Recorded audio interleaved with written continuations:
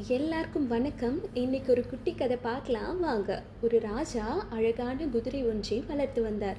அந்த குதிரைக்கு தான் இன்னும் அழகாக வேண்டும் என்று ஆசை வந்தது. கடவுளிடம் வேண்டுதலும் வைத்தது.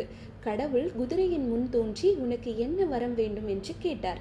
குதிரை, நான் இன்னும் அழகாக வேண்டும், அதனால் என் கழுத்தை நீளமாகவும் கால்களை நீளமாகவும் படைக்க வேண்டும் என்று கேட்டது.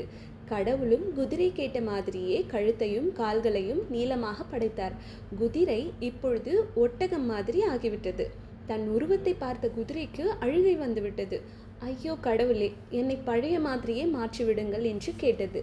குதிரை, நீ விரும்பிய மாதிரி தானே உன்னை படைத்துள்ளேன், பிறகு ஏன் வருத்தப்படுகிறாய் என்று கேட்டார். ஒவ்வொருவரையும் ஒவ்வொரு விதமாக படைத்துள்ளேன். உன்னால் தரையில் வேகமாக ஓட முடியும், ஒட்டகத்தால் பாலைவனத்தில் விரைவாக ஓட முடியும், கழுதையால் அதிகமாக பொதியை சுமக்க முடியும். அழகு வேண்டும் என்று மேலும் மேலும் எதையாவது செய்ய நினைத்தால் இப்படித்தான் போய் முடியும் என்றார். அழகு என்பது உருவத்தில் அல்ல, நீ செய்யும் செயலில் அடங்கியுள்ளது என்றார்.